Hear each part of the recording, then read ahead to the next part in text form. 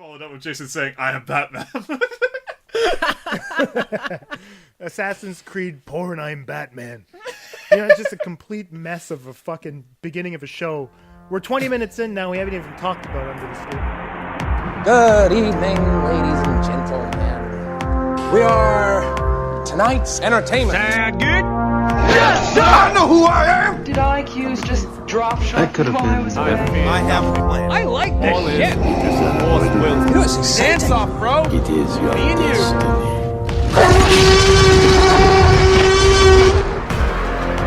Welcome to the Atlantic Screen Connection Podcast. Let the games begin. Hello and welcome to the Atlantic Screen Connection Podcast with Jason and Lee. I'm Jason, I'm Lee. and this week we chose to avoid Ghost in the Shell so we could talk about Under the Skin.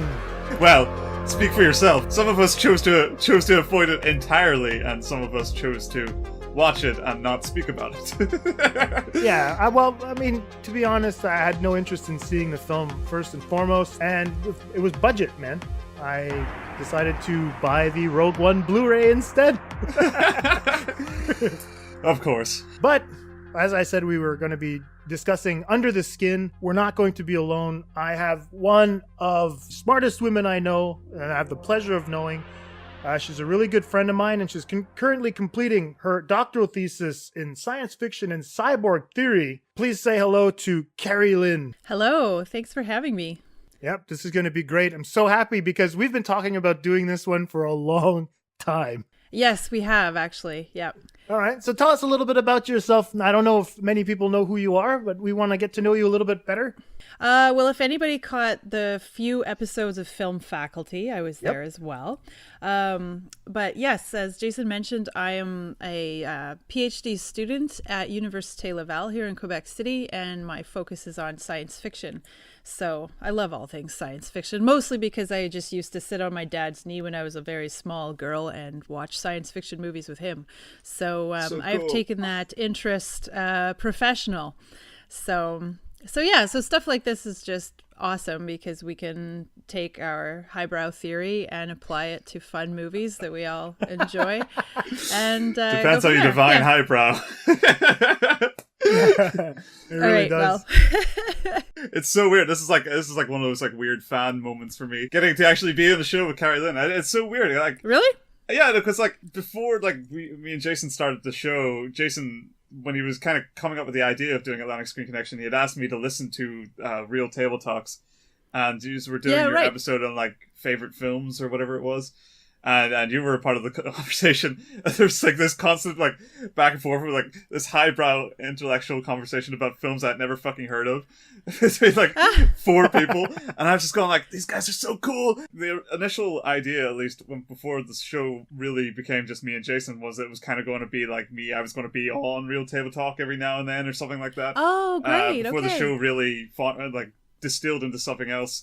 And I was like, oh, that's so cool because I'll get to talk to people like Carrie, and she's got all fucking weird films under her belt, sweet. like I've never even heard of. So, it's a super weird fan moment for me, I suppose. It's really cool to be here to see it all happen now, nearly a year later.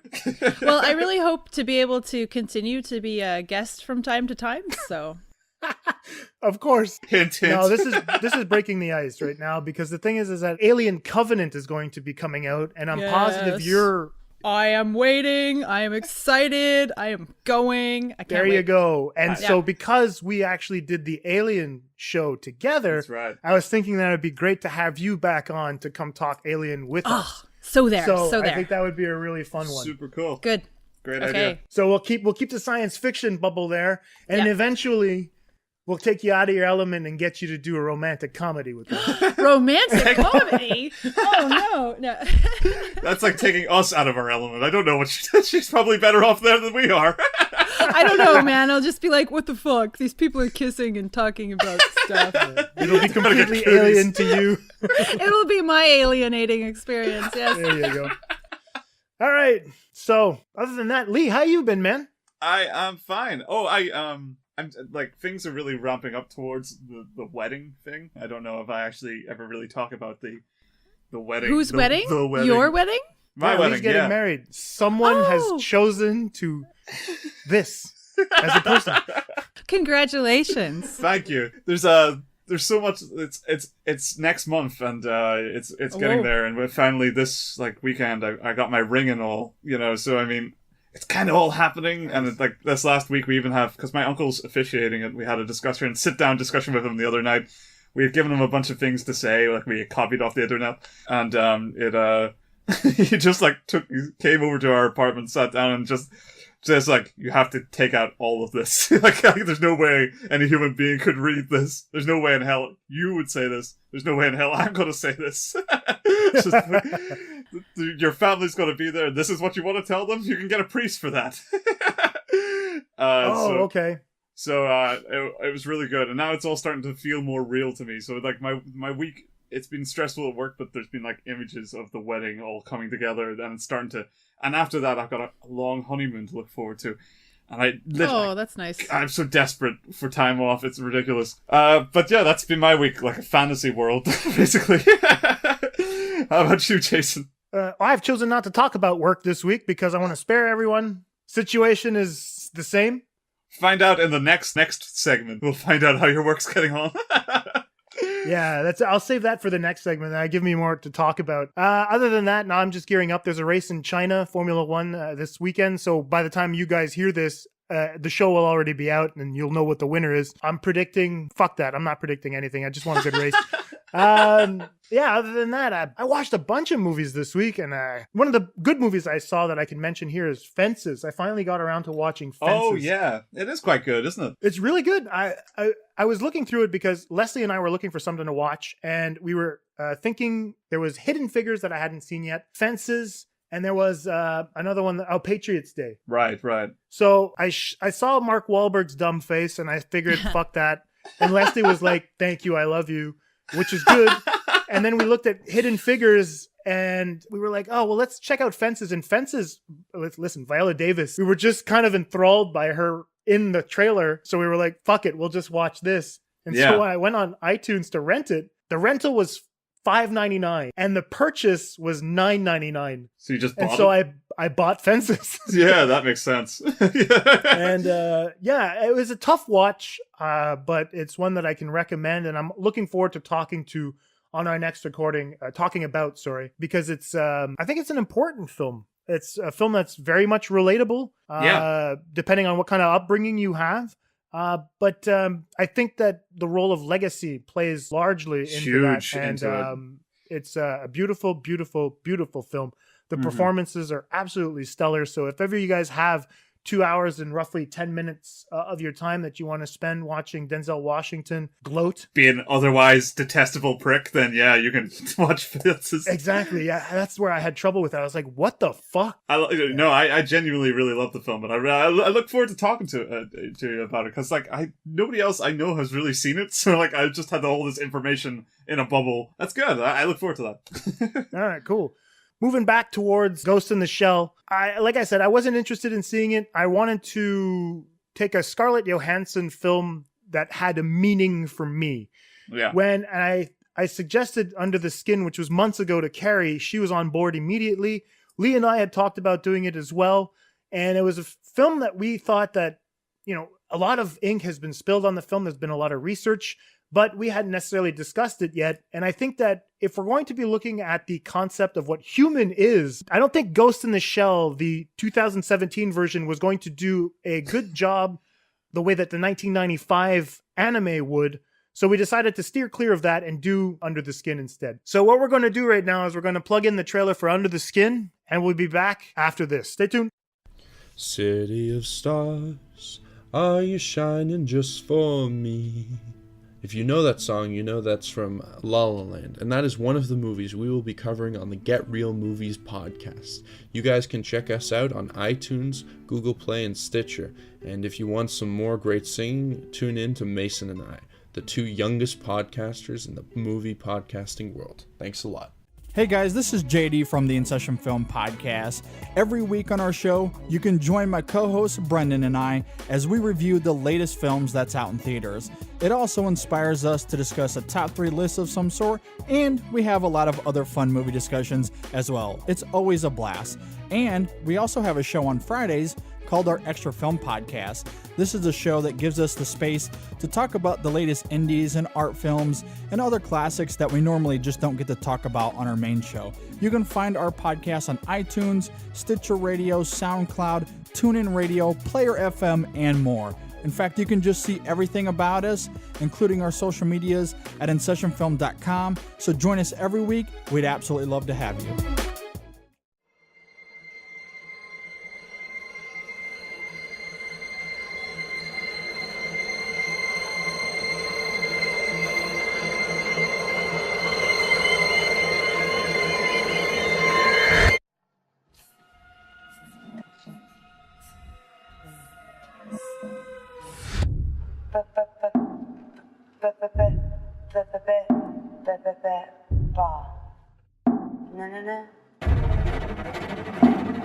So you live alone? Yes. Think I'm pretty? I like her gorgeous.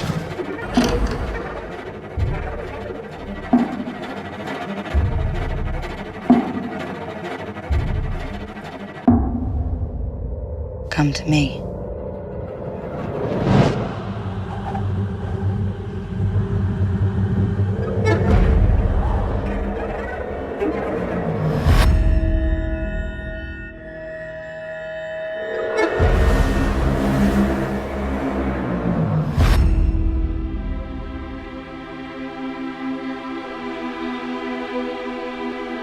When was the last time you touched someone?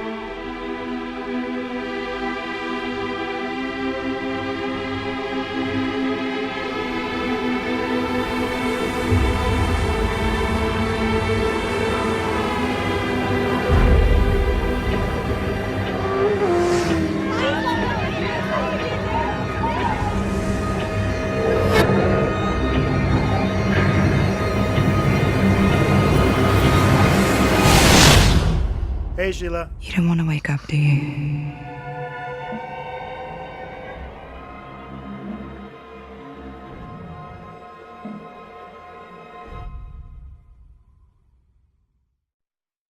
Welcome back. And we are going to be discussing, as I said, Under the Skin, a film that was released in 2013. Stars Scarlett Johansson, guy on a motorcycle, innocent bystanders in the streets of Glasgow, and is directed by the wonderful Jonathan Glazer, guy who actually directed a film, I think, was it 10 years between Something films? like I that, think he wasn't directed it? Birth with Nicole Kidman back in like 2004. The only thing I actually know him for is Street Spirit Fade Out by Radiohead. Jesus, that's right. That was him, man. Yeah, Oh, yeah. that's a music video that my parents always said, like, this looked like magic to them in the 90s. They were like, how did they do this? They always said that. So like that, like, when looking backwards to find that this was the same guy, it was just like a weird connection there that I just had no idea was ever going to come back. So I thought that was super cool. Oh, it's absolutely great. Yeah. He's a fantastic director. I mean, I liked Birth. A lot of people don't particularly like that one. But I thought it was good. But now with Under the Skin, he's clearly going into a fun, experimental, and very cerebral direction. Yeah. And I think it's really effective. Yeah, exactly. Effective, but also affective. Yeah. Cool. So let's launch into this. I think I'm going to throw it over to Carrie. We're going to work on first impressions, what we thought of the film the first time we watched it. And maybe, I think most of us have actually watched it at least 2 or 3 times now, and maybe delve into a little bit what we did on our second viewing or third viewing or whatever. So Carrie, first impressions on Under the Skin when you sat down to watch it the first time. I'm always excited to watch a sci-fi movie because there's never enough for me. And I always begin with my fingers crossed that it's going to be really good because so many of them are mediocre. So when you get a real gem, it's really exciting. And you can tell it's going to be different right from the beginning. So yeah, I was quite excited. I watched it alone. My boyfriend's in the military, so he was on deployment somewhere, and I watch movies alone frequently. So I didn't know what to expect, but I loved it. I loved every minute of it. I found it really cerebral. And so when I went to watch it a second time for this podcast, I realized I was really apprehensive and kind of scared in anticipation of the weirder scenes, like more so than I should have been probably. But it was a really neat feeling of anticipation. And I think it really was creepier than I remembered. The first time I was just like, oh yay, it's a good science fiction, I'm happy.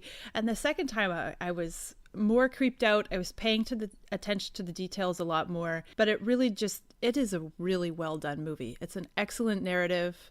Would you say it's something that festers in your imagination, kind of? Like, would that be why it was so apprehensive? I was just trying to understand, like, why on a second viewing this would start to become something more akin to fear, you know? Yeah, that's a good question. To be honest, I'm really not sure. I knew about the dark scenes that were coming, and I couldn't remember how much violence or atmosphere there was in each scene, and I don't know.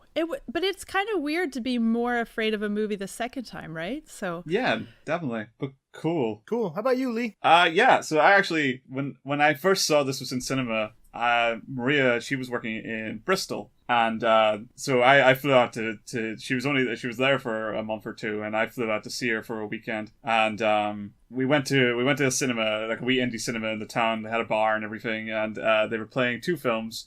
And it was either Grand Budapest Hotel or Under the Skin.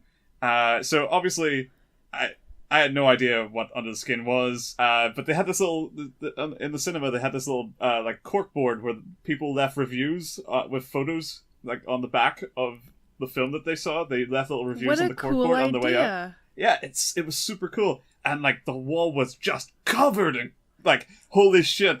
Under the Skin was incredible, more so than there was for Grand Budapest Hotel, which was doing much better, you know. Huh. And I mean, like, I fucking loved Grand Budapest Hotel, but the seed had been planted, though, you know, like, oh, I need to see that at some point. But like, I never got around to it until I was in London, over New Year's. I took a couple of films with me that I sort of knew that we would probably get around to talking about, you know, a couple of Villeneuve films and some Nolan stuff I hadn't seen, and then Under the Skin, and this one like affected me immediately. I fucking loved it. You said, Carrie, you watch this alone, so did I. and on both occasions, I just was immediately taken by it. It's just like, this guy, it is working on a level that I love to see. It's just quiet, understated imagery, mostly. I love when a film takes that kind of stride to just tell a story in an interesting way, and there was a lot of weird techniques that I hadn't really seen, specifically with like the hidden camera stuff. It was very, very local feeling, you know, very low budget, and for very particular scenes, and I thought that was just super cool. And then I watched it again this week, and it's weird because when I was watching it, so much of it was so recognizable immediately that I almost really didn't have to watch it. I was only there for like specific details because it was really vividly in my head. Like, I knew exactly how the conversations played out and the turn of events, and I just wanted to see like little tiny twists here and there because I had these ideas, like these readings of the films that I want to get into later, and I wanted to see if they kind of added up when I watched it back, you know, if the dots connected, and it, for the most part, I think it kind of did, but it was great seeing that there was so much more in the details that I had missed the first time. I was really excited to talk about it, and I'm glad we've got the opportunity ahead of us. Cool. If ever I get a chance to see this on the big screen, I'm going to take it. I'm going to go and I'm going to spend money on that. Because the first thing that got me interested in the film was the poster. Which right? is cool, you see Scarlett Johansson's face. It's sort of like there's this astral aspect to it. So you see these stars. And then there's these smoky blue and orange colors that are coming through her face. And it says Under the Skin on the poster. And I was like, Jesus, what the hell is that? But then I noticed it was Jonathan Glazer. And I was like, fuck, that guy hasn't directed a movie in like 7 or 8 years. This will be interesting. And so I was immediately in, but obviously being in Quebec, this fucking movie did not come here to the movie theater, so I had to wait for it. Yeah. And so this was a movie that I was actually looking forward to seeing from the get-go, but I had to wait until either the end of 2014 or the beginning of 2015. So it was a long period of time before I was actually able to get my hands on it to watch it. And so that's it. And so I love this picture so much. I loved it the first time. If I remember correctly, I did watch it with my girlfriend, and I remember her saying to me, once was enough. Because I had to rewatch it for this. I wanted to do it, you know, this week. And so she said to me, like, oh, I don't want to watch that this week. It's so creepy and weird and it's so you. And I was like, oh, well, cool. Well, I'll take that as a compliment. And so somehow. And so even the second time around, I am actually just like Carrie. I was a little bit more apprehensive. I was going into it just because the images were still in my head, but because it plays with perception throughout the entire film, I was a little bit fucked up as to how I was going to react to specific sequences. You know, I didn't remember exactly how it was filmed. I remember specific sequences going like, okay, this is going to be this. But then I was like, oh, for fuck, I forgot that transition. That was awesome. Yeah, you right. know? I was a little bit confused going through it the second time, but it was just me bringing in the baggage I had from my first viewing. And yeah, right. kind of realizing that I had, I don't know, maybe chosen to forget specific moments because they had affected me in a specific way the first time I watched it. Sure. And so that's it. So no, I'm coming in into this discussion with nothing but positivity, like on maximum right now, because I'm really, really happy to be talking about the film. Great. So, well, I guess Carrie suggested just a little earlier that we could do a summary, which is what we normally do. So thank you, Carrie, for being on the show and reminding us how to fucking do this. So how about, do you want to do a summary, Carrie? Tell us what the movie's about. All right. So we follow around Glasgow an alien who appears in the form of Scarlett Johansson. It's a little unclear at the beginning of the movie exactly how that occurs. It drops us into the action. But we do know that Scarlett Johansson is an alien woman who is driving around in a van by herself around the streets of Glasgow. There's a mysterious man on a motorcycle who seems to be hovering around her, never too far away. And she basically lures random single men, breeding age men, into her van. And then she takes them to a dilapidated old house. And there's these bizarre scenes that are entirely in black, where the floor is like black oil or black liquid. And she seduces them. There's no actual sex, though. They get sucked into the floor, and we are led to believe they die. And she just goes and gets more and more of these men until at some point she changes her mind about what she's doing. She tries to run away, presumably away from the influence of the man on the motorcycle, or men on motorcycles that hover around. And she meets with an unfortunate end out in the woods. Perfect. Yeah, it's a perfect rundown of the 3-act structure. So yeah, I don't know. This is a very charged film, like we were talking about a little bit earlier, and you're like, okay, where do we go from here? What is Glazer trying to say with this fucking movie? Well, let's first challenge the concept of whether she's an alien. Okay. Good start. Let's go there. Because the way I read the film on initial viewing, and the way I wanted to tackle one of my readings of the film, was whether this was an alien or an updating of the old demon, the Succubus, which is maybe one of those vague, old religious-y monsters that people don't really know about in the modern age. Oh, so you're reading it maybe like more of a fantasy that draws on fantasy quasi-religious tropes rather than sci-fi? Well, yeah, that's what I mean, exactly. You know, like, is it more to do with, like, demonology than it is to do with aliens? You know, is the science fiction nature of it just magic? To be fair, you swap them out, they're like for like most of the time in film, but there's, I can see that this, narratively, the book that it's based on, it's definitely an alien. And what we see at the end, the great thing about this film is that a lot of what we see isn't explained to us. It's right open for debate and discussion. But the thing about the Succubus is that a lot of the traits of the demon are kind of present in Scarlett Johansson's character. I think she's called Laura. Really? Yeah, I checked this out. She's credited as Laura. I can't remember if she ever says it to one of the people she picks up, but I think she's called Laura. Okay. Anyway, so like the Succubus is this old demon. It's kind of like quasi-Jewish in origin, although it's like a folk demon. You know, it's one of those creatures that has existed before time, you know, or at least before record. But it has its first real recorded existence in what is the Kabbalah. Okay. I want to entirely offend people who actually have read or understand the Kabbalah. As far as I can understand it, it is one of the various texts of Judaism which focuses on essentially a lot of ways of life of how to view and understand the constant changes and flux and flow of reality through a series of texts and interpretations. Okay. In Judaism, it's sort of debated whether or not it's canon, I guess is the layman's term to put it, whether it specifically relates to the Word of God or whether it's just an understanding of events. It's considered kind of a paratext, right? Kind of mysticism as well. Yeah, exactly, and a lot of people take it for its pure mysticism value, and a lot of other people take it as just a metaphor for a lot of what was going on at the time. But so in the Kabbalah, there's an incredibly specific reason that the succubus exists, and it's something to do with amulets that children wear, and it relates to Lilith, Adam's first wife, Adam of the Old Testament, who he rejects or she rejects him for refusing to be beneath him, one way or the other.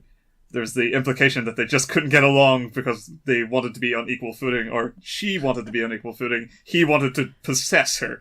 So I was reading the actual verses that this came from, and I mean, it is so thoroughly rooted in the crazy talk of the day.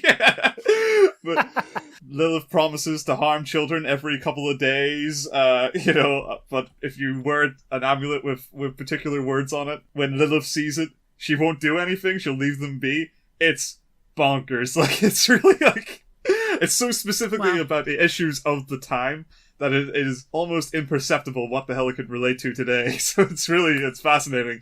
I'm sure reading the whole thing is great, but I found it really entertaining, that little segment on Lilith's rebellion. So for most people, however, the succubus is most likely seen as an explanation for wet dreams. It's like, at the same time, this is a creature that steals the semen of men, mostly when they sleep, and uses it. I had no idea. Oh, yeah, it's fucking ridiculous. Yeah, she has sex with sleeping men. Yeah, it's her and a host. Like, the demon itself became this amalgamous, like, general threat. It wasn't just Lilith after a while.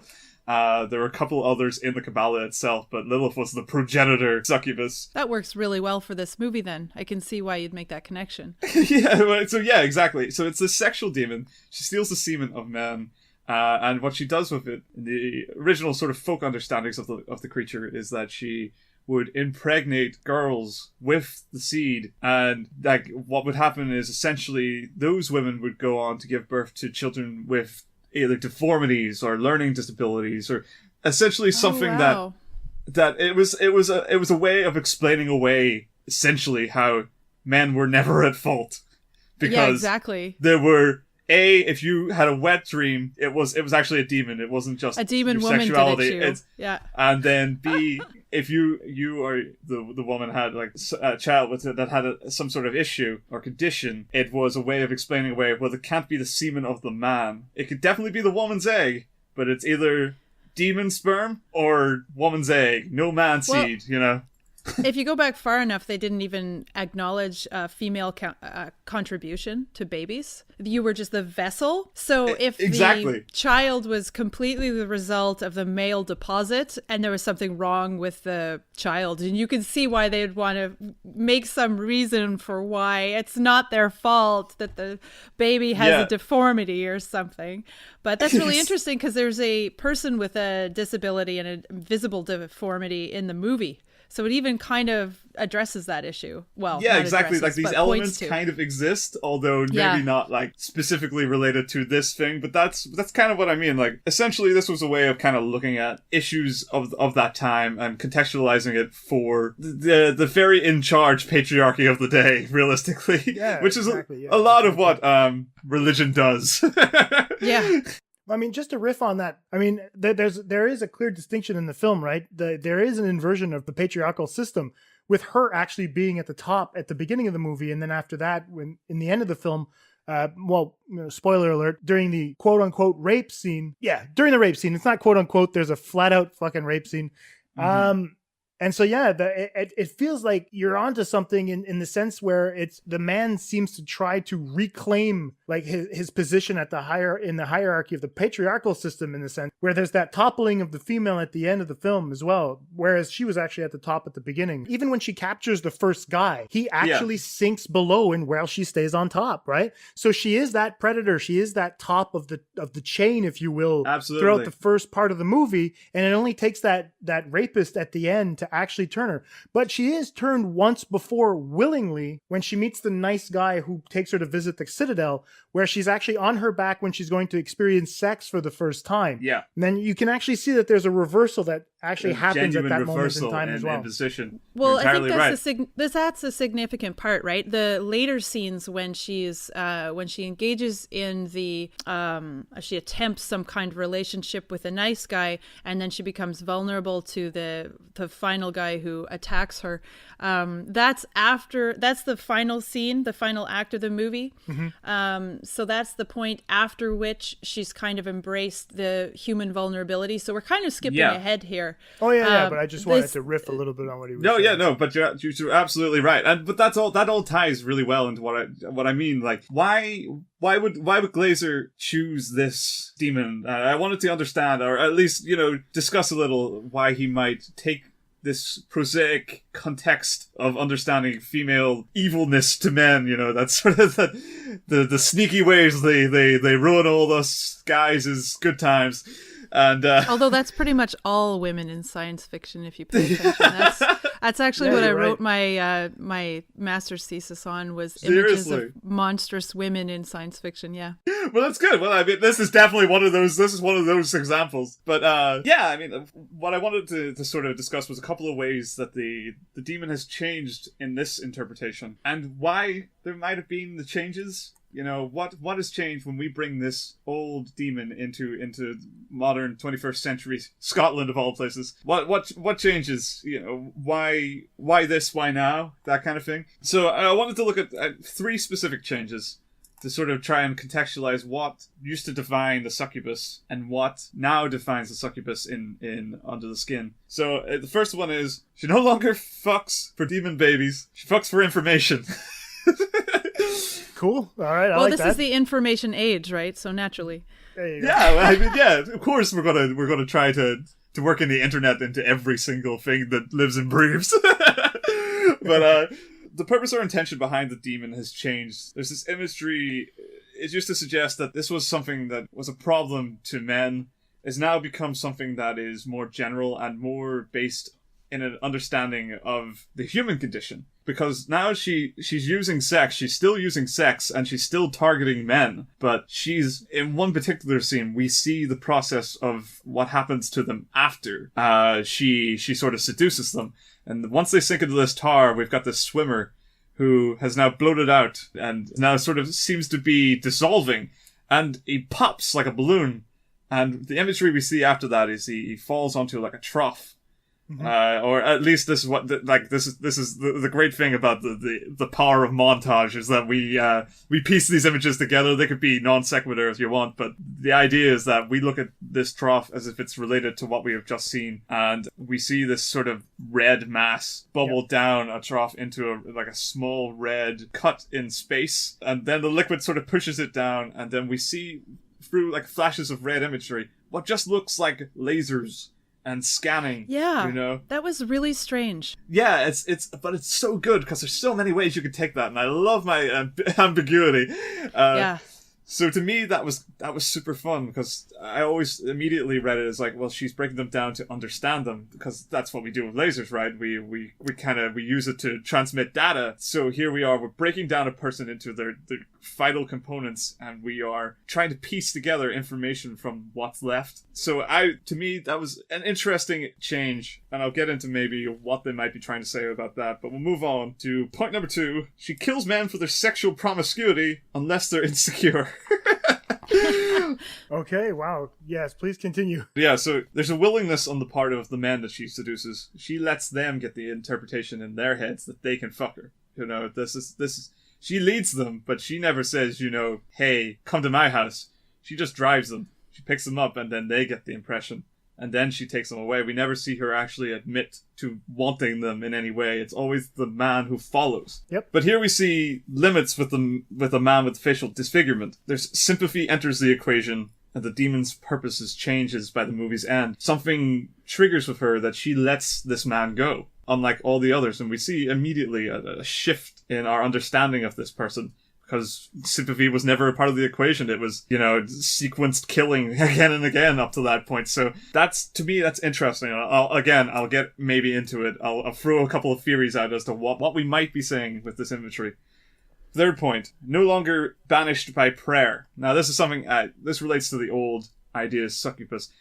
To sort of combat an infestation of succubi, essentially you would pray. You would pray and you would get the town, I assume rabbi, to come in and pray for the house and for the men in the house, that they no longer are cursed by these dreaded wet dream monsters.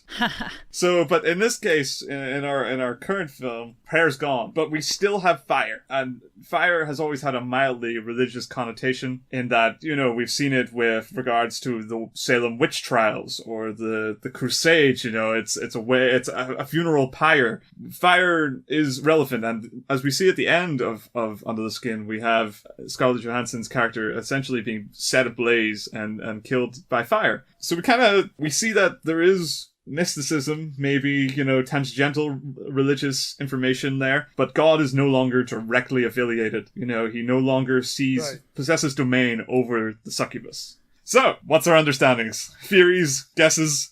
So I've got a couple. One, straight up demons can no longer exist in our world. This is one of our constant understandings of the film. We have no place for them anymore. So here we have a demon that preys on the sexuality of young men. What evolves from it and then runs from it? There's no black or white scenario to this character. She actually gains information, and the turning point of that is the sympathy she feels for the disfigured man. Once she starts to feel sympathy, the demon, that prosaic idea of what is this sexual creature, just fades away. There's still sex, but it's changed, it's no longer, she no longer pursues, she's no longer active in the sense that she actually targets anybody, she actually runs. So you could see it as, an understanding that our world is too complex and already too cruel in too many respects to pin the blame on something as basic as monsters that target people for sex and causes issues. We've evolved in that sense, that even the monsters that we used to have are now just different forms of creatures that will be affected by humanity. We're the monsters. Wow. Another one, religious nature has been removed or denounced as fanaticism. In this world, a lot of, especially our understanding of how to contextualize the world, has fallen totally out of favor. And where once God could banish demons upon request, now only fire can, something that's only vaguely in his name. It seemed like a knowing removal of religion from the discussion. And even the idea that we discuss this as a science fiction film, that this is, on a straightforward basis, we see her immediately as alien. Already, this is the science fiction that has superseded the religious and mystical side of reality that we've held up to now. We have a basis for understanding that now takes firmer grasp of our minds. And there's something about the fact that she meets her end with a rapist. Right. Something so grounded, base, human, something so animalistic, that such a product of man that it seems like God's place has been denounced in this world. Yeah, I like that reading a lot, actually. I think that's really interesting. And, it never occurred to me that this could be a demon. Not once. And this is great. But this is the modern science fiction version of the succubus. I really like that idea. Yeah, I mean, that's the thing. It's contextualizing it for our understanding of the world that we live in now, which means it's science fiction. It has to be. It's science. It has to exist. Yeah, but I mean, it makes so much sense what you're talking about. I mean, now that I see it, I'm like, well, fuck, how can it not be? I mean, there's so much nature imagery in there that has to do with mysticism, like you're talking about. I mean, there's the journey through the forest. They go up to a citadel, which used to be one of those places of prayer. It makes so much sense, Even like if you look at The Gathering, what they do when they go to the club, you have these mating rituals that are going on as well that you could possibly tie into it as well. So, I mean, yeah, man, absolutely. There's a lot of imagery brilliant. There that plays into it. So, yeah, congrats. Never fucking occurred to me that this could be a fucking demon. I love it. But what's cool about all that, and the sort of thing that kind of unites it all, is still that sexuality is still the taboo. The one real holdover from the original image is that our relationship to it, while has changed in that we now have to perceive sympathy and human understanding in the relationship, it's still the defining feature of the succubus. It's still an issue. But the recontextualization of it is that it no longer relates to children. It now relates to understanding. Sexuality is the taboo, but it also, now sexuality, we see it as something that defines who we are. We are now a more open, more sexual society. Generally, I mean, in comparison to the old days of the old succubus. The good old days of the succubus, there, Lee. Yeah, exactly. Back in the old crack of 1300s. I will say, though, I do think that I totally agree with what you're saying, but I do think that the movie is still a working through of male anxiety towards female sexuality. So when we see a very different version of that presented through this character, there is still this underlying anxiety of which comes from a male perspective of dealing with the female sexuality, which is why there is a history of sexual women being portrayed as monstrous within science fiction and certainly within religious texts as well, because good women are not sexual, right? And so it's alluring, but it's also terrifying to have a woman who's sexually aggressive, and she is punished for it ultimately. So so I think that just fits in. Society with what you're hasn't saying, changed. Though. That's exactly some things have not the changed. great point. Yeah, exactly. Sexuality is still the taboo, which is you put it perfectly. She still gets punished. She still gets hunted down by a sexually violent male because she does not act the way he wants her to in a sexual arena. She's just a new witch. She's just another witch. Oh, which witch. means yes. we've never come any further. We're still we have in some ways, but in some respects, sexuality is still so taboo. But to wrap it up, I'm gonna wrap it up with some trivia. Do you know the actual origin of the word succubus? No. No, I'm gonna fuck up this word. Succubare. It translates to lie beneath. Oh, wow. Isn't that fucking awesome? Oh, bonus points to Lee. Bonus points for sure, man. To lie beneath? Yeah, Under exactly. the skin. We've got it there. That's fucking awesome. Because of Lilith's position as the original succubus and her constant, the parallel of Adam to lie beneath, I assume is where the phrase comes from. But and then the fucking film being under the skin. Oh, that's so awesome. Just actually put that at the beginning of the film as well, right? The fact that she's actually trying to gain control over these men where they actually lie beneath her feet. Yeah. At one point when she's walking away, when they're dipped in that liquid. That's brilliant, man. Because I love the fact that you actually focused on how the narrative is shaped according to old legend. You know what I mean? This makes it timeless as a story, which is fantastic for me because I enjoy fairy tales quite a bit, and I was trying to take that fairy tale approach to it, and I was like, you saw woods at the end, and you went like, oh yeah, fairy tales. Well, exactly. I was like, well, there we go now. But at the same time, I tried to steer a little bit clearer from that because I've been riffing on the fairy tales for quite some time now. But that's it. I actually focused more on what Glazer was doing as a director rather than the actual story, how he separates the acts and all that. But anyway, man, that's fucking awesome. Do you have anything else to add to that, Carrie? Do you want to pick up from there and see? Well, I think what I wanted to talk about the reversed rape kind of notion within that sexual context really ties in with what Lee's talking about. I think so, yeah. I also, however, took a literal science fiction reading of the movie that I just was willing to accept the notion that she was an alien, and that. Me too. I'm with you on that. In the novel and in anything that you see in interviews, she is 100% referred to as an alien. So that is you. It's not like you're being led astray. This is definitely science fiction. Well, the metaphorical reading, I think, is always really useful. So just because she's literally an alien, I think it's perfectly valid to suggest that she's also a reworking of the succubus. So the way I read it was that it was projecting kind of an imaginative space to imagine how, because I said it does respond to male anxiety towards female aggressive sexuality, it's a space to imagine how men would respond to if the roles were reversed and they were the ones who were vulnerable to rape. And of course, what comes with rape for women some of the time is the danger of being killed along with it, right? And so, as I was mentioning to you guys earlier, it doesn't really work to try to imagine. You can't reverse the roles simply and say, well, let's imagine this sexually aggressive woman that comes chasing after men and wants to rape them. See how you like it. No, you're right. It doesn't work because women... Yeah, it's not one-to-one. Like, you can't just flip the strengths and expect it to play out the same way. No, it doesn't, because women are just generally physically weaker, and there isn't that long history of threat that brings with it this weight of fear that comes from the background.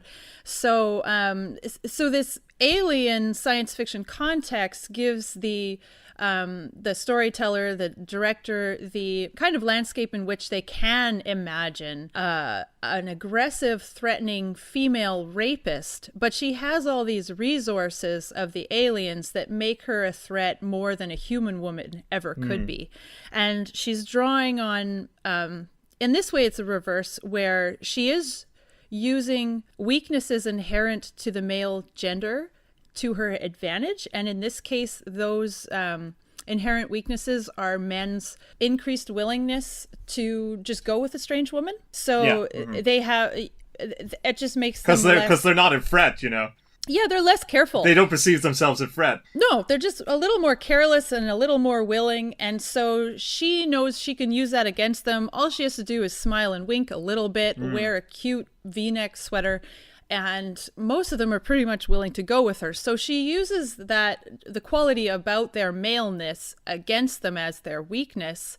They follow her into this dark and terrifying house that probably most women would not go into for a one-night stand. And then, like, never thought about that. Jason and I were arguing before about whether or not it was a reversed rape kind of notion. And he was saying, well, the men know what they're getting at. They follow her willingly, right? Yeah, but my point is not that it's a perfect reversal. In this case, it's true they think that they know what they're getting into, but they don't. Like, they did not. I'm saying, like, in the old rape terminology, they weren't asking for it if it is death. Ooh. Like, they did not go into it knowing what they were actually getting themselves into. And so in that way, it's similar for a female rape situation, because somebody might say, oh, well, she went up to his apartment for a drink. Come on, what does she expect going to happen? But that's not the same as consenting to sex. If she goes up for a drink and says, no, I don't want to have sex, and he forces himself on her anyway, you can't turn around and say, well, what did she expect? No still means no. These men went into the house to have sex, but they did not go in to be eaten. They didn't, you're perfectly right. The fact is they were misled on a presumption that they had, because this is something in society that when a woman initiates, it does seem like if you would immediately go like, well, this is what she wants. This is okay by her. I'm following her to her place, and there's always that pretense. The reversal, then, it's not even remotely about sex.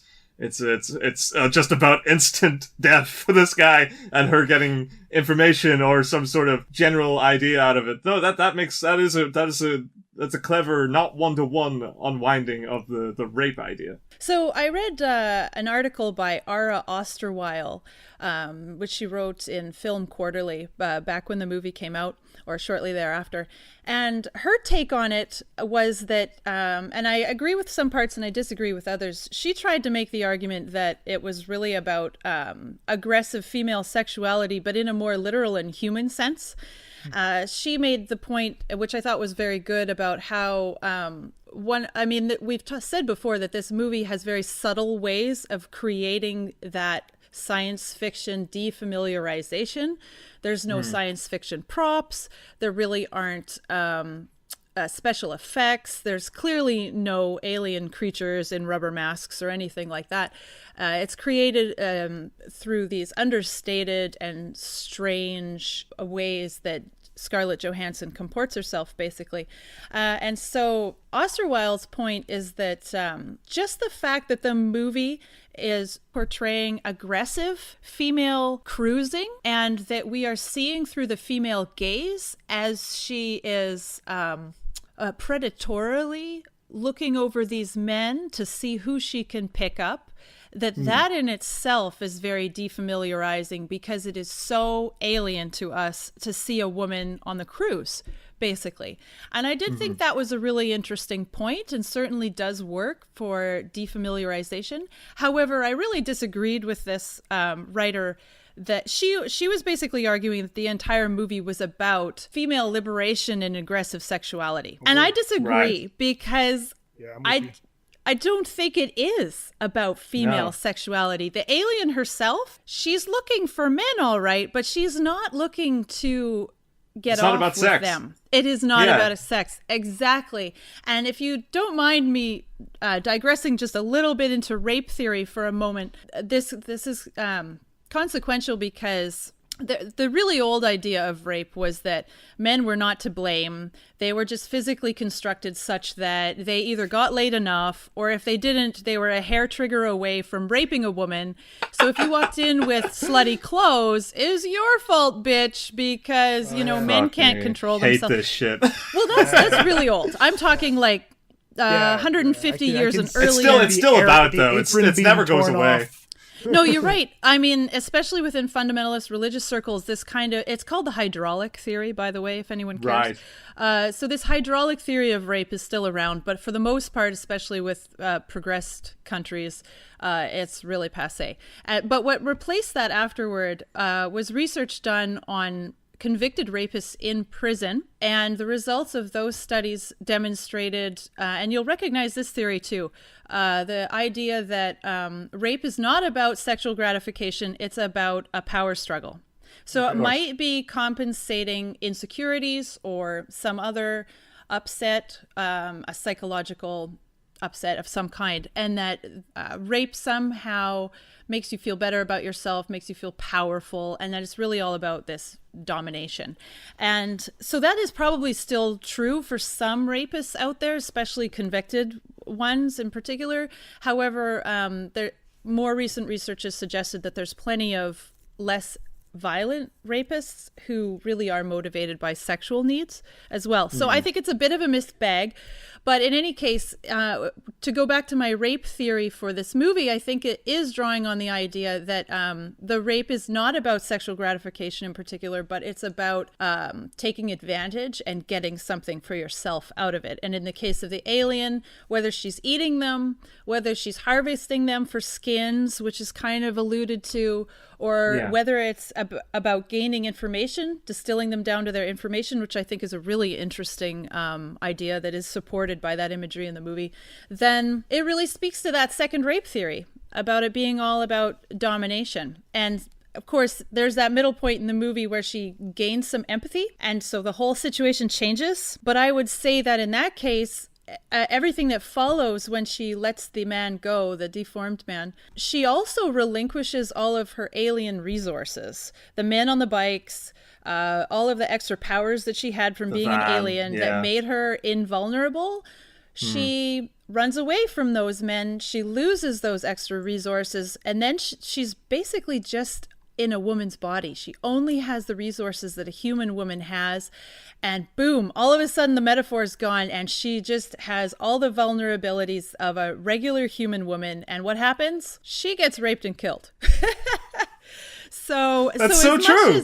As much as there's this exploration of can we make a man feel vulnerable?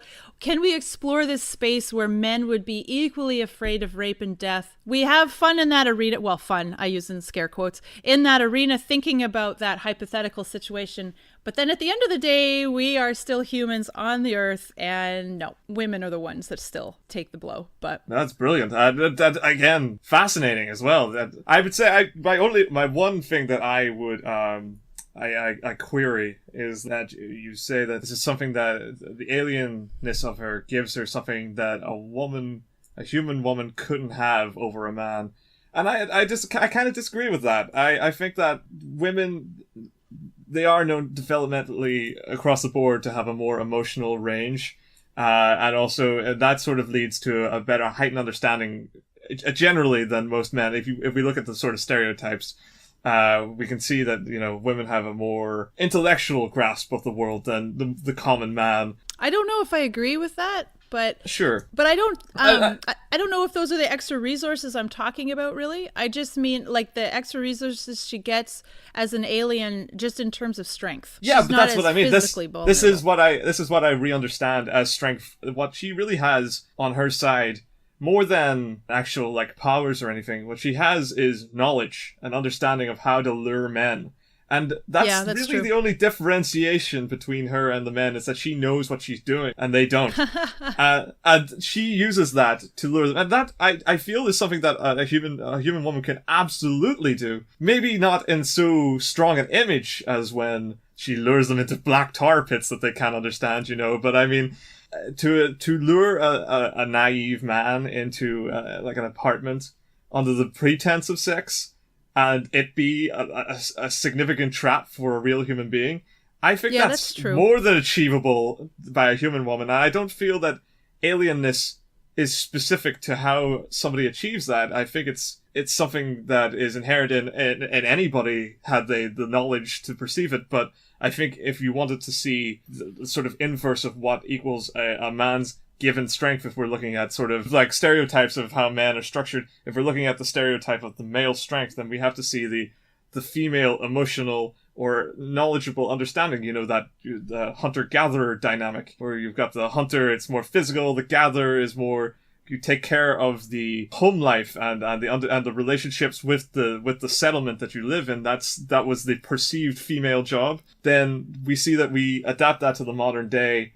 We're looking at how these stereotypes can be used to empower women in a way that is equal to men. It's just not on the same basic, one-to-one level. You can't make an empowered woman seem believable in a physical sense, but you can do it in a mental sense. And I think that ties in quite well with what you were saying. That's just the one thing I kind of query. I think the alienness makes it clear the dynamic, but I don't think this is something that can't be achieved by a woman who knows how to use men. Okay, and I want to take what you're talking about, the modern day, and I want to ask Carrie a question then. Do you think that the film is shaped in a way that is a commentary on what needs to change in present day society? It shouldn't take an alien figure, in a sense, to be a lesson learned, where actually when she decides to embrace her femininity, or that she gets punished for it, in a sense. The fact that she tries to embody what it is to be a female human, and that be a punishment. Do you think that Glazer, the director, in a sense, shaping the way that he has, having her be at the top and then at the end, where you're talking about in terms of rape, do you think that he's actually saying, sadly, when we walk back out into the world, this is the way it is? Yeah, I do think so. I think that it also points to the fact that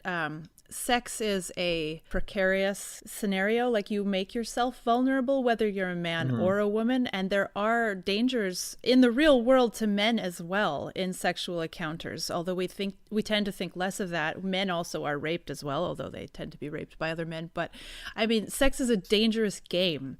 I think that is kind of, if you had to sum up this movie in 5 words, or 4, whatever that is, I think that would pretty much be it, right? When I'm watching this, obviously I'm watching it through a man's eyes, and how I feel at the end of the film is there probably be a mixture of pity and shame, and so I think that Glazer's message does work for me. Obviously, if I'm looking at it from what you were talking about in terms of demons and stuff, that's a little bit exciting. And when I look at it from what Carrie's pointing out, through the rape aspects of it, I'm like, fuck, I don't like any of this, and it makes it hard to accept just how vulnerable both men and women are in these circumstances. Yeah, it's kind of a bleak message, really.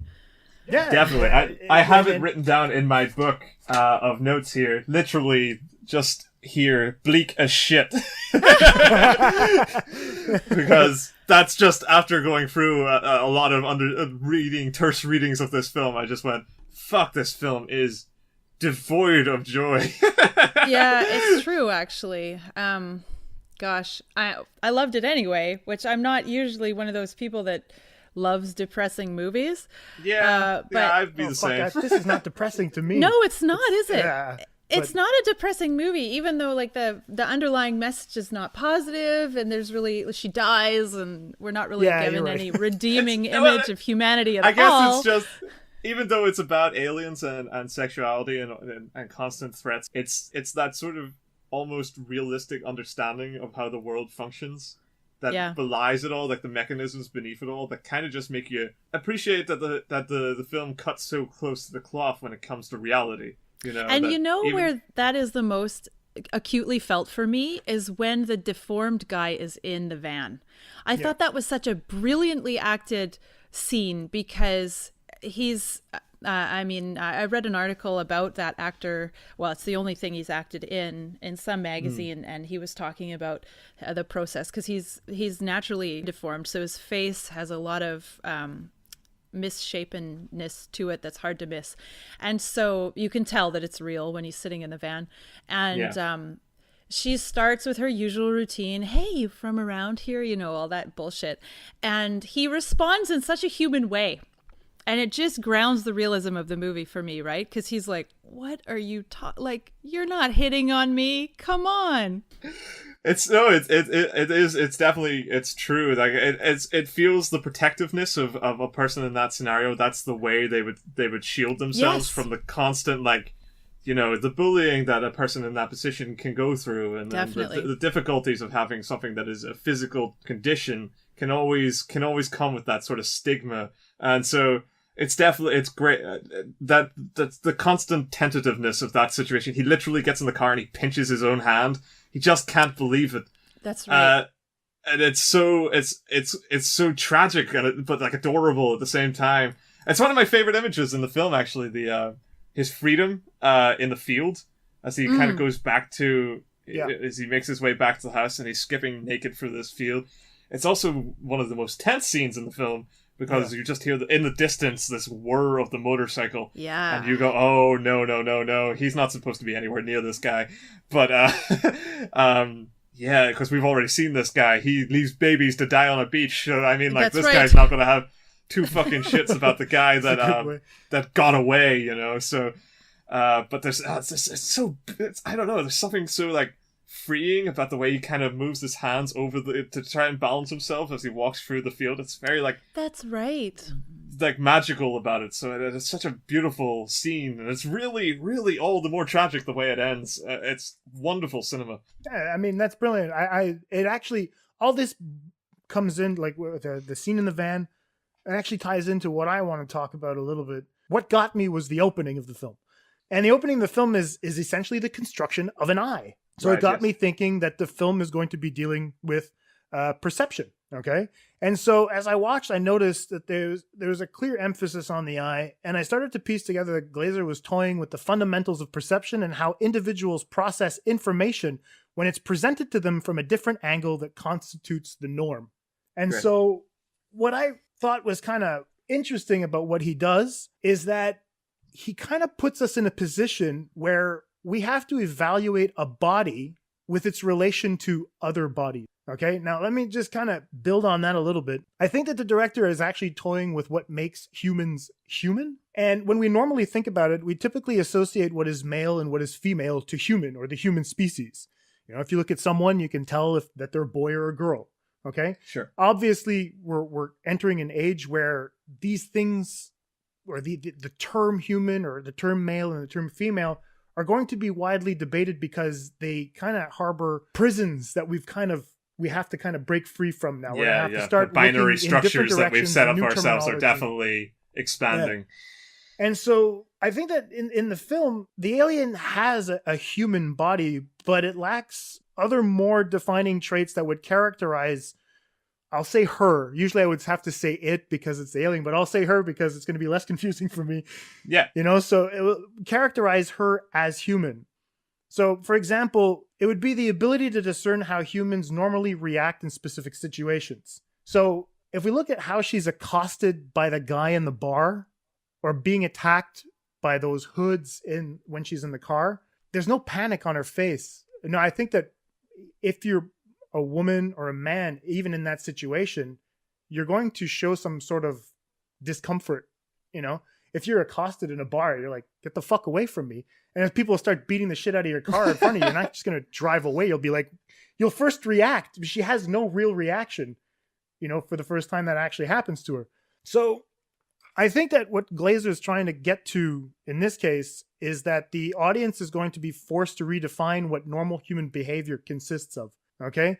Now, this is where the part of the van comes, so our reactions to a man who deals with neurofibromatosis every day of his life, the condition we're talking about, the non-cancerous cells that grow on this man's face, just having him in the film in the car with our Laura or Scarlett Johansson or the alien, I think he's creating a dialogue of what is considered human by juxtaposing the individual that offers hospitality versus the rapist at the end as well. Okay, so we have that middle of the movie where they actually meet, where you're like, she's not reacting to this guy like what we'll call a normal human being would react, right? She has nothing on her face, and it causes him to reassess who he is as an individual as well.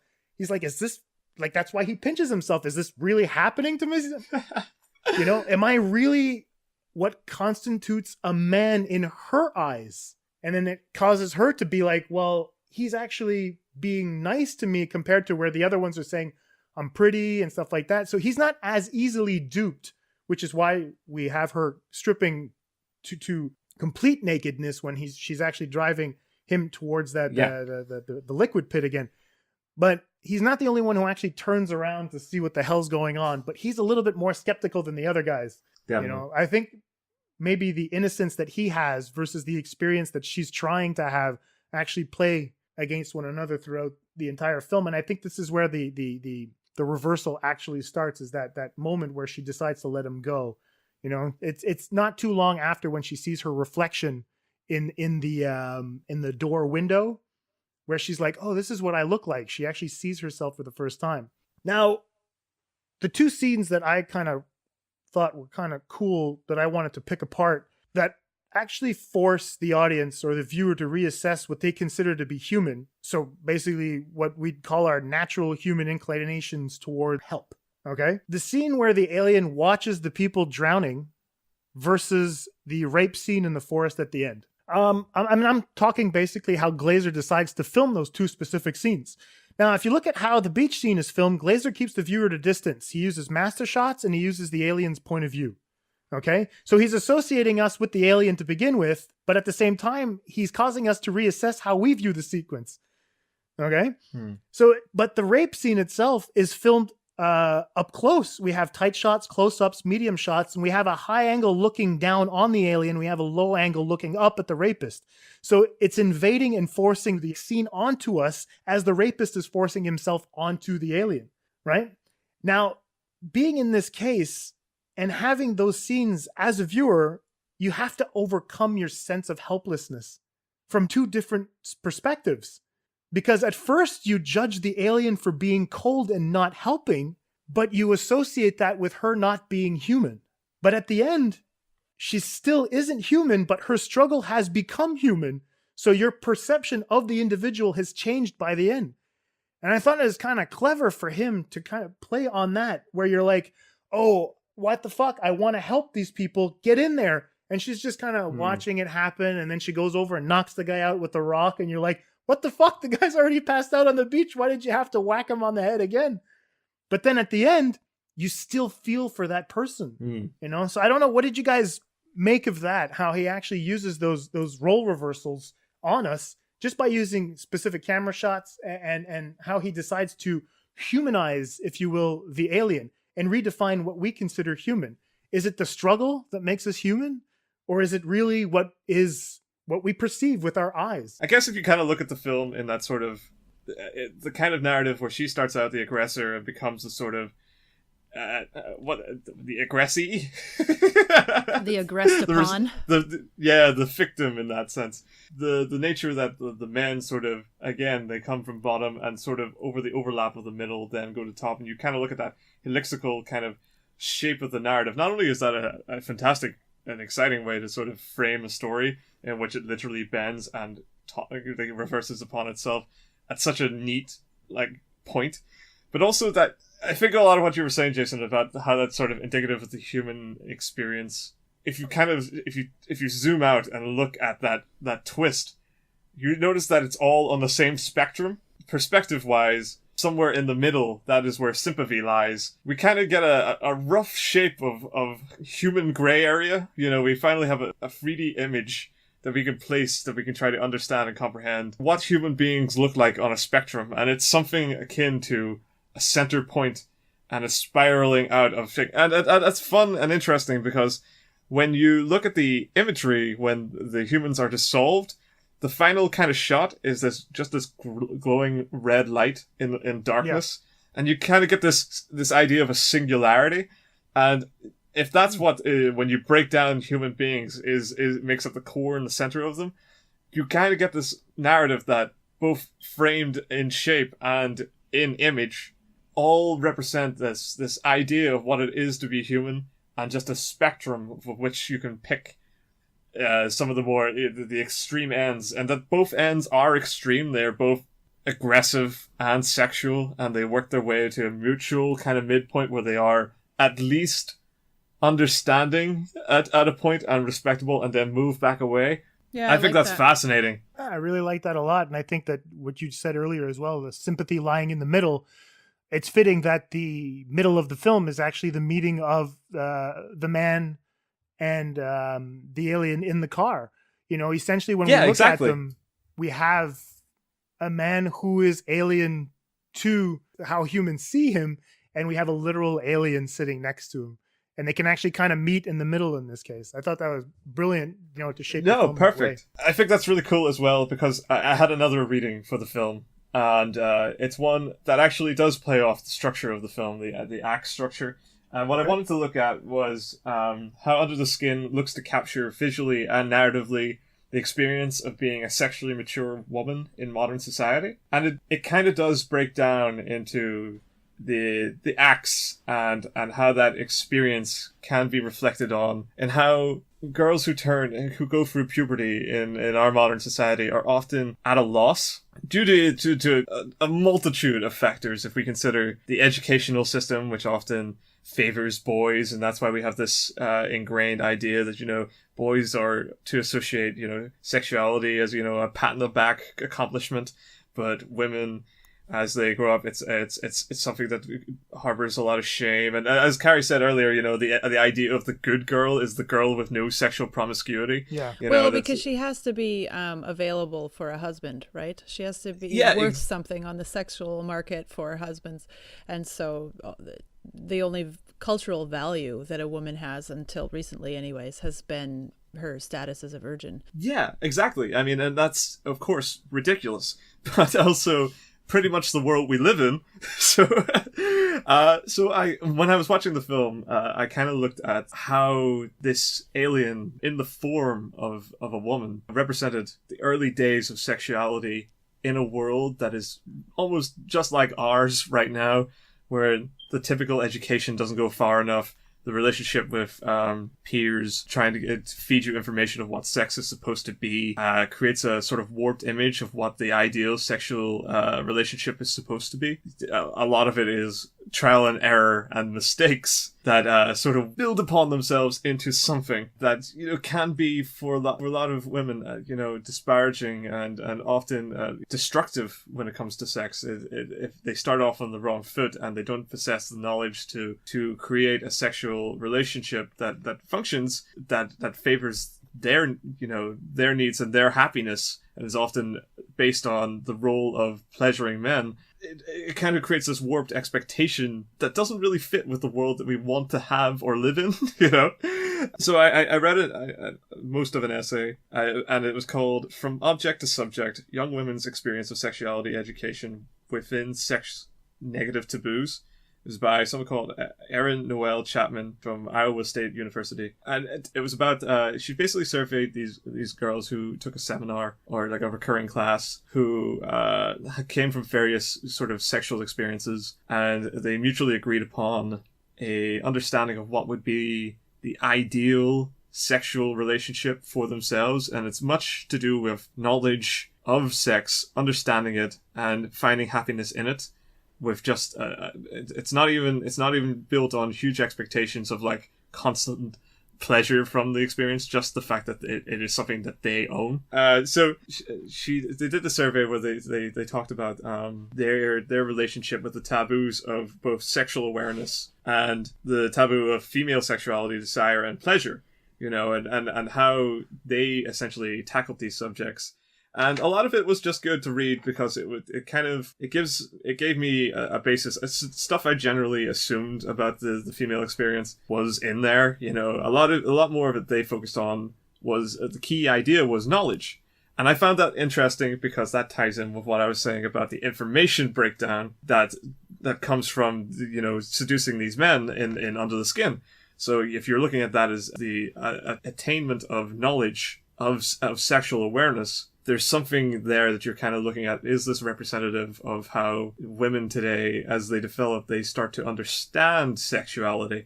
And so I kind of broke it into the acts, and I think I'll sort of go an act at a time and kind of look at some of the imagery there. And then maybe if you want to chime in and say, like, maybe images that jump out to you, other sort of parallel things that are going on in your minds, I think we could sort of piece it together a little picture. So I think the first thing to note is that there's a male pressure at all times. Yeah, that's and that's the point. stigma, that's the taboo of the male ideal relationship to sexuality, where it's always expecting from the women to essentially, at least how education works today, is the male expects the girl to perform for them or do certain favors for them. America, they talk about how like a blowjob doesn't count as sex. You know, it's baffling information, but this is the viewpoint of a lot of developing girls, which is, you know, maddening. I was going to say it's a good point. There's a pressure on her to perform, but there's also a pressure to produce. So right, yeah. In a normal sexual context, that would be producing an offspring. But in this alien context, she's producing, whether it, like you say, whether she's harvesting information or food or skins for another purpose. The pressure is on her to be out there doing all the work and producing this, bringing something good point. back out of it. Absolutely. So okay, so here we have a girl who has to slip into the appearance of another woman, and like immediately you get this sense that this woman, this could be anyone. This is the idea of the persona that the female might have to create for herself to be this sexually independent person, even though she doesn't have the basis or knowledge. It's an image, you know. So she doesn't take it, what we see on camera. She doesn't take the skin of the person. She doesn't take the appearance, but she takes the clothes. So she essentially impersonates what it is to be the surface idea of what a woman is in modern society. And she then takes to the streets immediately after that. And we see this idea of someone who, this is her learning to be sexually understanding through replication. Everything is surface. Everything has to be gained by experience. So then, in the first act, we're looking at her string of lovers. If we look at it in that sort of way, if we sort of take out the murder aspect, well, let's not take that out, but let's recontextualize it for the purpose of understanding this reading. She has a string of lovers, which shows her overcompensation. She immediately attempts to establish herself as someone who has sexual maturity, independence, someone who can pick whoever she chooses. She has to learn via the experience of sex. So here we see she goes out of her way to understand sex by, in this metaphor, taking the information from each lover, you know. From each one, she gains something that she thinks is a better understanding of what sex is. This is the distillment through the trough. And that's her building a concept of the person who is sexually mature through the image of what she thinks is a sexually mature person, going with people that she finds off the street that are already eager, willing nobodies. There's no actual conversation. that means anything. It's all about just getting to sex, and it's all about the context and pretext of a sexual relationship without any of the substance that actually defines a working relationship. So immediately we have like sort of a wrong foot. And I see that as the understanding of where the education and the lack of hands-on knowledge of sexuality can affect a woman in that sort of early stage of development. That's an interesting idea. And that would sort of be the first act kind of side of things. Well, I like that. I want to chime in a little bit because it kind of ties into what I'm saying in terms of how I perceive the first act as extrospection. Yes. You know, extrospection is the observation of things outside one's own mind. So I found myself looking at the alien the same way you were, you know, and how she takes life, how she kills essentially, but I didn't see it as a sexual ritual the way that you're putting it. To me, it was more of them taking the bodies to understand the concept of human, which is essentially what I think the movie is about. You know, it's basically trying to define what being human actually is. Yeah, So, absolutely. You know, the idea that it's more of we're observing an observer, if you will. Yeah, that is perfect too. I mean, that's, you know, you can see that as a human experience. And when I go more into a sexual experience and you say human experience, it's all human. It is all experience. Absolutely. Yeah, I agree with that. I think so. If we went to the sort of second act when we meet the man with the facial disfigurement, here her using I saw that as her going too far. So she's already developed a confidence in herself, in her image, that each time she has a sexual encounter, she loses more and more clothing, and she also lets these people further and further into her house before admitting the sort of black tar pit. She lets them in, and in the case of the man with the facial disfigurement, he gets to the, you know, he goes up the stairs, and, you know, we actually see what the house looks like beyond the front door. So, but here she oversteps her strengths, because now she's become hunting people who she recognizes did not want to have her, unlike the other lovers. And at this point, she actually has to trick the man to take her with her. You know, she has to go out of her way to mislead him in order to gain his experience, and sort of looks at how this relation knocks her, essentially, for the persona, the confident persona she has, because now she has tried to get someone and she doesn't understand why the relationship doesn't work. And it's nothing to do with the physical, it's to do with the context, it's to do with the reason why they're there, the permission as such, you know. And here we see that she's disoriented her own system and self-worth, and it's not just an experience that only women can have. You know, it's absolutely something that men can go through too. But you imagine yourself, you're teaching yourself based on sex and based on the image of someone else. When it goes too far and you find that you have lost your footing with the person that you're supposed to be, then it kind of shakes your entire foundations. And so, in an attempt to stabilize herself, she runs away from this life. And that sort of knocks us into the third act, but it's that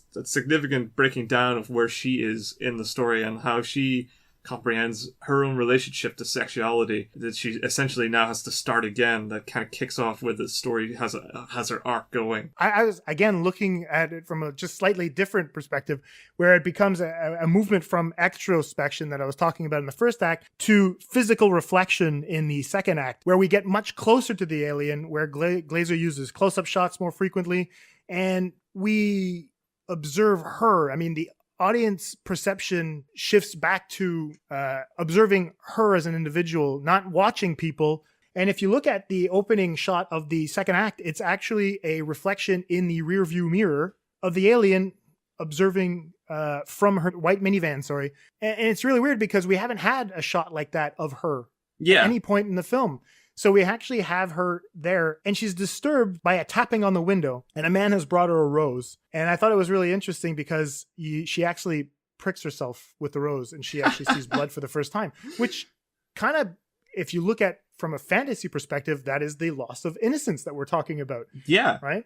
Mm-hmm. And after she sees the blood, I feel like something happens to her. She falls on the sidewalk after being inspected by the motorcycle guy. But then she has people help her for the first time. She witnesses help where she's picked up. I think that at that point, Glazer has really, really shifted the audience gaze towards the alien and her experience. And he's actually instructing us on how to observe. You know, showing us how much information we take in every second, especially compared to the white and black environment the aliens live in. Yeah. Mm-hmm. And I really think that this is where the discussion of what being human really takes shape. You're entirely right. I mean, like, and you said the sort of innocent factor kind of starts to come in, and that's exactly where my reading of this story goes again, because this is now a girl who is trying to recapture what it is to be sexual from scratch. She then pursues innocence in the form of general basic romance.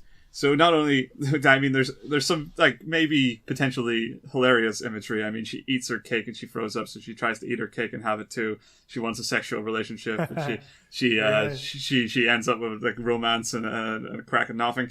So, I mean, you could say it as that. And just to chime in quickly, I think that it's actually kind of cool that you're pointing that out, because it kind of subverts a little bit of how we're supposed to interact with people as well. You know, if we look at everything that she's been through, you know, she feels pain for the first time at this point. She touches someone and it feels cold. Yeah. Usually when you're not supposed to feel cold touch. This is not how humanity works. You know, you're supposed to have these warm feelings when you're talking about people, but she actually experiences what the guy with neurofibromatosis has. His touch to humanity has always been cold. And so she's actually experiencing it. And I think that it's really cool that you captured on that she's trying to rebuild herself from innocence, because after being hurt, that loss of innocence, in a sense, means that she actually she's been treated in a cold manner. Yeah, absolutely. Absolutely.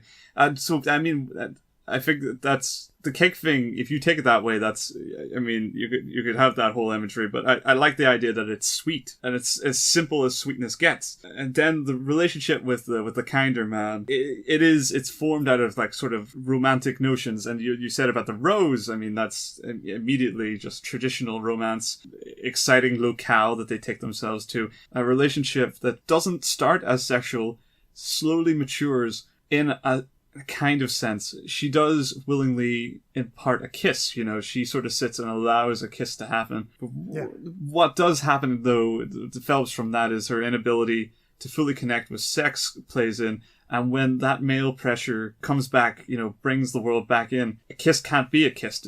It has to be sex, you know. That's the world we live in. That's what the ultimate aims, always pressurize her. And even if you take that not as the physical act, but as a metaphorical act that she's going through, this is sex once again pushing its pressure on her, and now she is so shaken that she can't escape sex that she questions her own material buildup. You know, she doesn't even understand what she is. Yeah, I like that. You know, without that knowledge or preparation, she's not prepared to exist sexually, and so again she runs into the third act. Yeah, I think that's great. I mean, because the third act for me was the act of introspection. It's a series of firsts for her, right? You're talking about the cake. That's in the third act. She can't eat it. The man who she meets takes her into a house. She witnesses entertainment the first time. She sees what laughter is, joy. She hears music for the first time. She's actually tapping her finger on the table like the man is actually dancing. And she explores her body for the first time. Or rather, the body that she borrowed. She didn't know she had a vagina. Yeah, exactly. I was just going to point out that apparently when she's tapping her finger on the table, she's tapping out of time to the music. Yes. When she's when she's sitting watching the TV, it's a comedy program of some sort, but she's not able to get the jokes.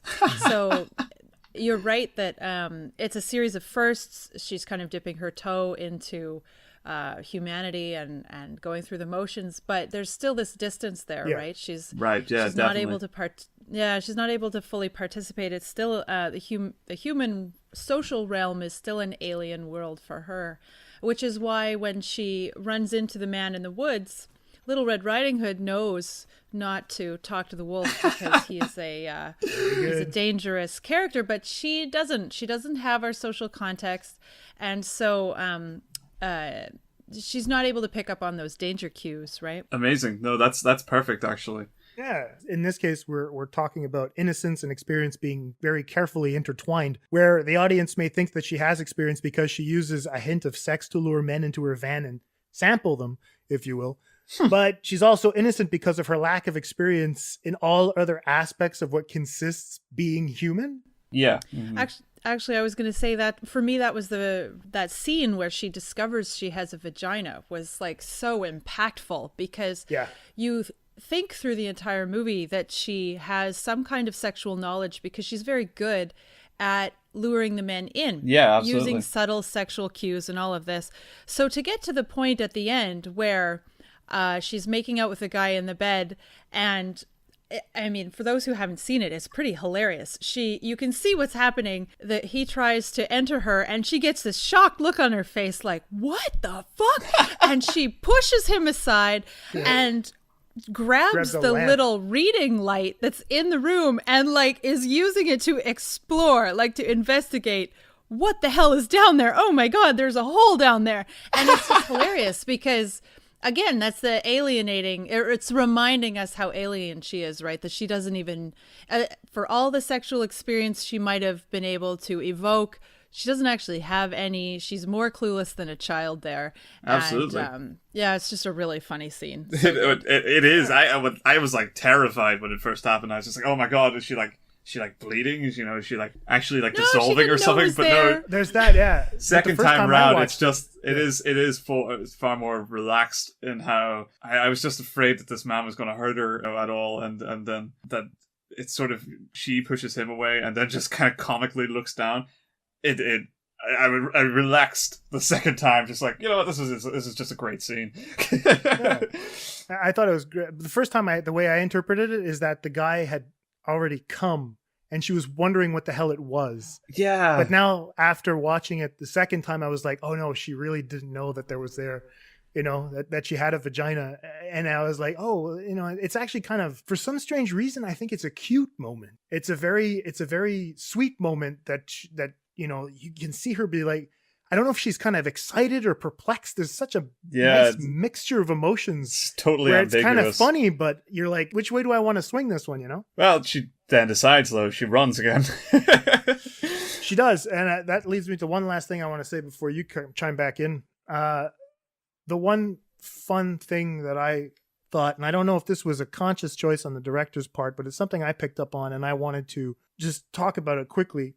It's the cabin door. When she's actually traveling through the forest, every other door that she walks in the film is a door that you push open. Therefore, she's leading everyone into wherever she's going. Yeah. The cabin door is the only door in the film that actually opens towards the outside. Oh, Jason, I love the way you pick up on these kinds of details. Man. Because doors are so rich for symbolism, right? And I had totally not noticed this. And with this movie in particular, the passage into dark places or into places of danger is so significant. And I love that. It's brilliant. So that's perfect. I think that this is the real cue of the reversal where she no longer is the hunter and she's become the prey. The fact that the door opens in a very different manner. Exactly. And it's sort of, after that sort of sexual encounter and she's sort of questioned herself, she now looks for solitude, because her relationship with sex is so distorted now that she literally just wants to find who she is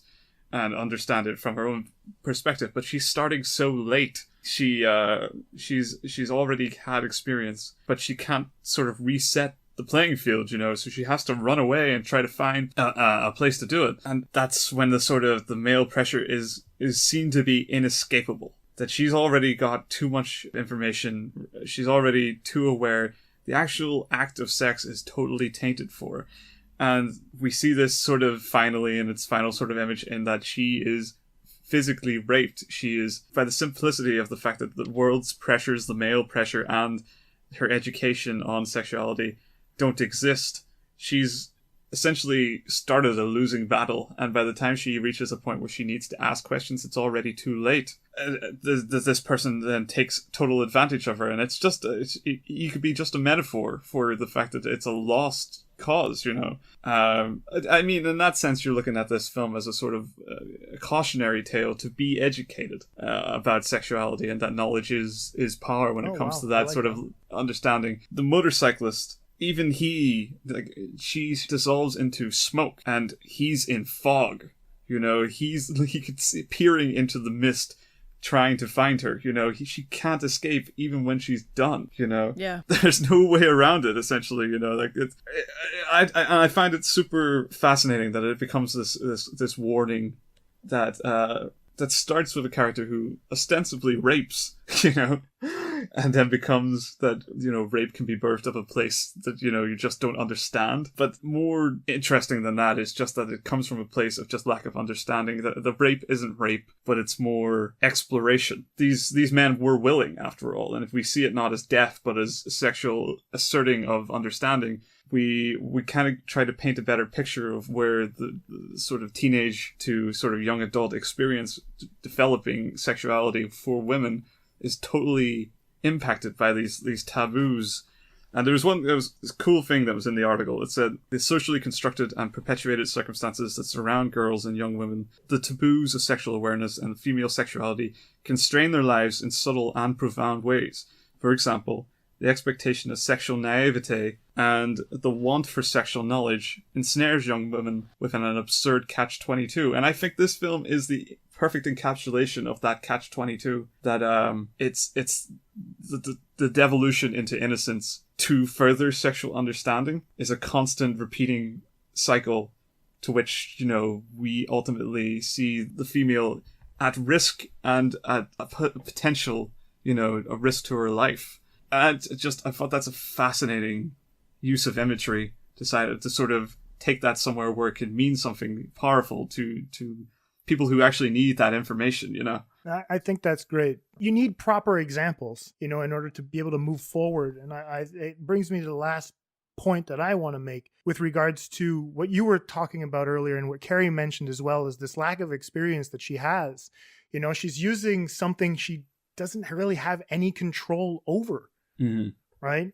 And I think that if I want to bring it back quickly to what the human experience is, because people only see what's on the outside, our bodies become as much our own as everyone else's. And what I mean by that is that our bodies are in constant contact with the gazing eye. Mm-hmm. We're constantly being subjected to smell, touch, feeling. And the way I see it, our bodies are constantly being violated. Now, experience usually is supposed to come from willingly subjecting yourself to certain situations, but think of the amount of things that a person is subjected to on a daily basis without their consent. It could be running into someone without doing it on purpose, smelling something you don't want to, accidentally having a gust of wind, shove sand down your throat.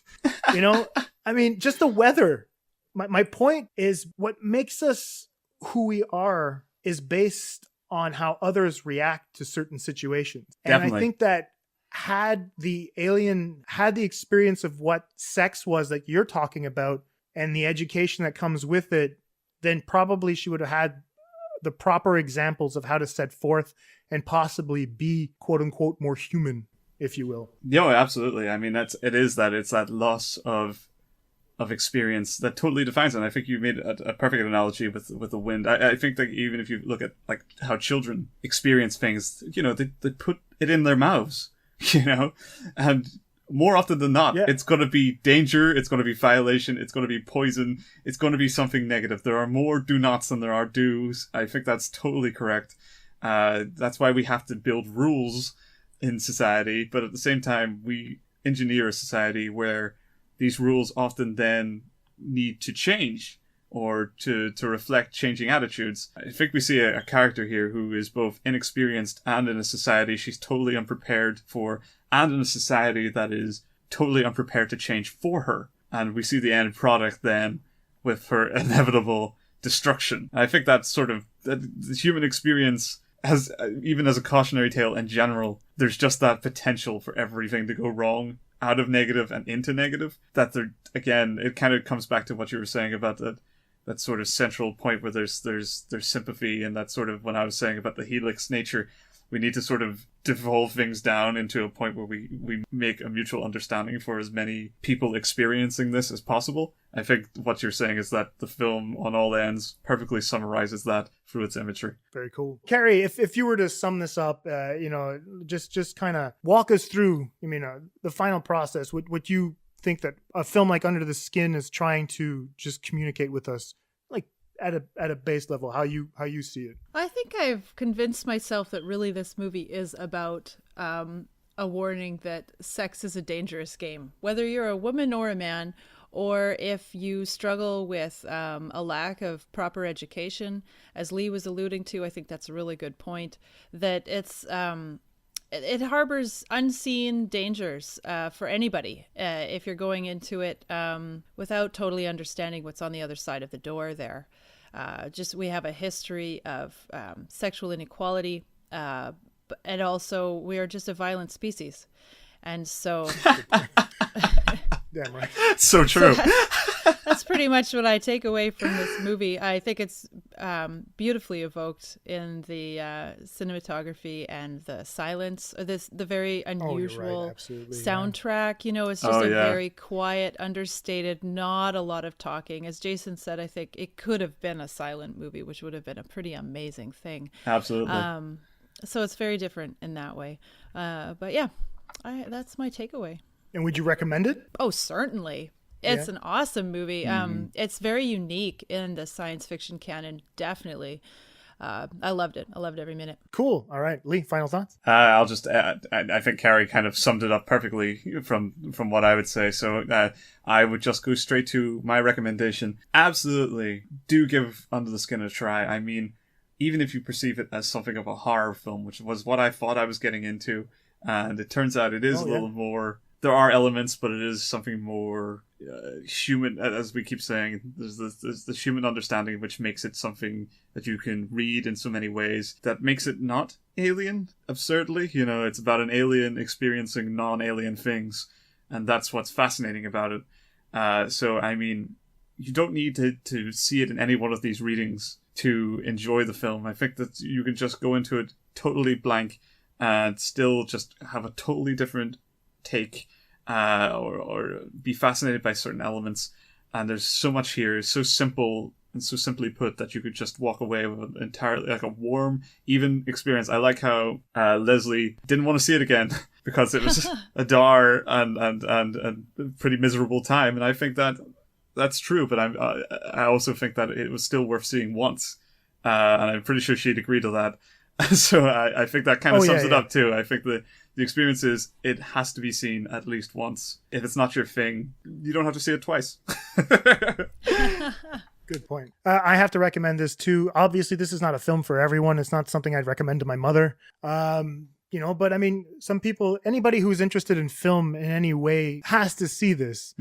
It is a very, not only is it shot immensely well, the narrative itself lends to so many different types of interpretation. I mean, I could have gone on for another while, but I didn't prepare enough material, and now I'm like, fuck. Now the conversation I had with Carrie and you is just bringing so much more, and I'm like, ugh. But at the same time, I'm glad I have this one under my belt. I'm glad the analysis has gone through. Very, very happy for this. Maybe this is one of the first movies that I think maybe we should do in a year's time to see where we still sit with it.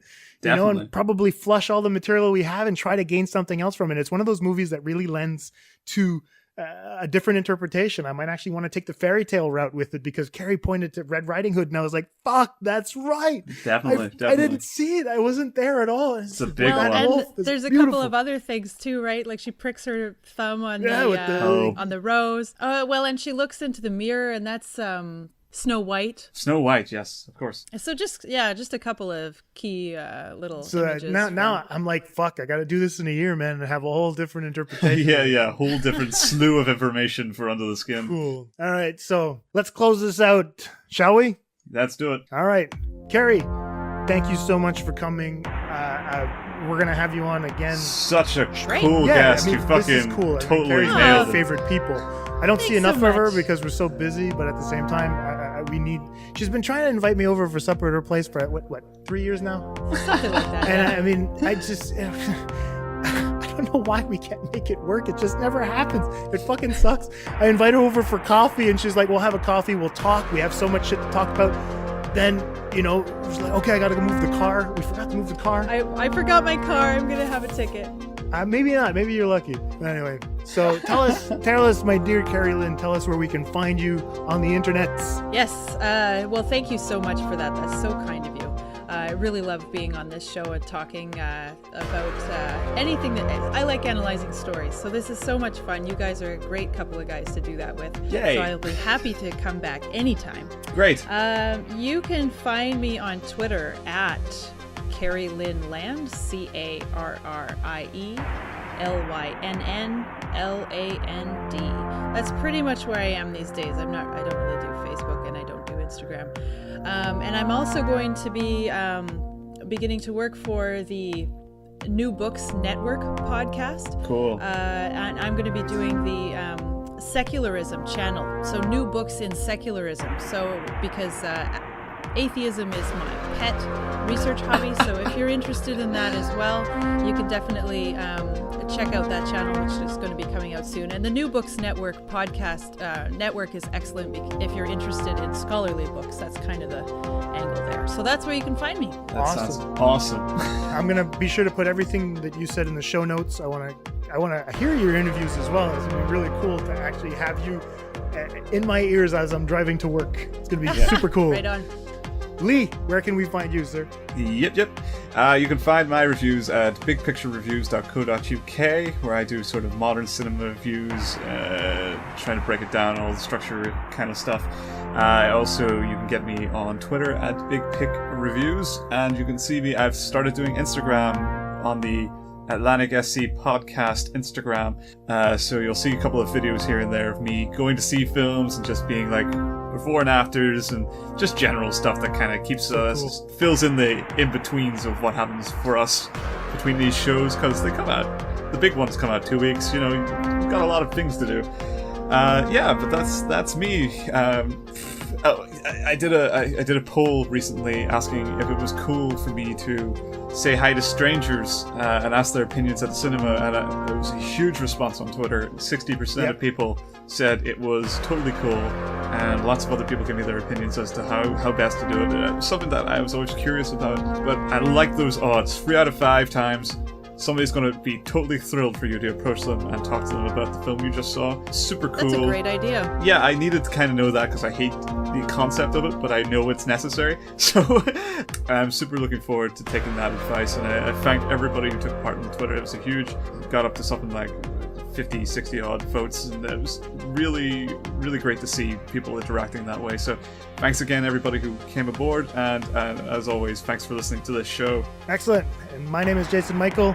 You can find me at AtlanticSC on Twitter. That's the new handle, obviously. Oh, yeah. Yeah. And that's it. We're going to be go give us a follow on Instagram. Like Lee said, it's kind of fun. We've been trying to post things there. I was editing the new AtlanticSC Next. And so, I keep posting things there. I have my other Instagram, so you can find me if you want to find me there.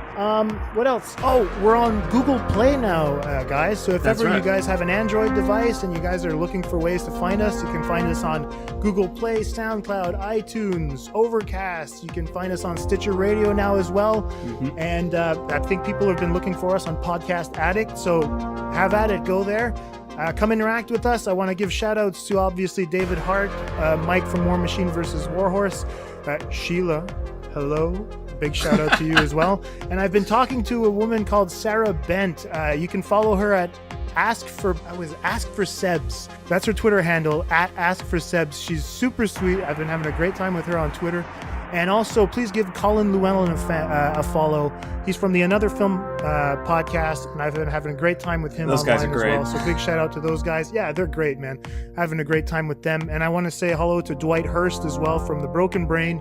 I've been having a great time with him as well. Thank you guys very much for tuning in. That's it for us this week. Thank you for following the Atlantic Screen Connection podcast, and thanks again to Carrie for showing up, talking with us, and we're going to have her on again for Alien Covenant, and it's going to be fucking awesome. Yay! That's it for us this week. Take care. Bye-bye. Bye.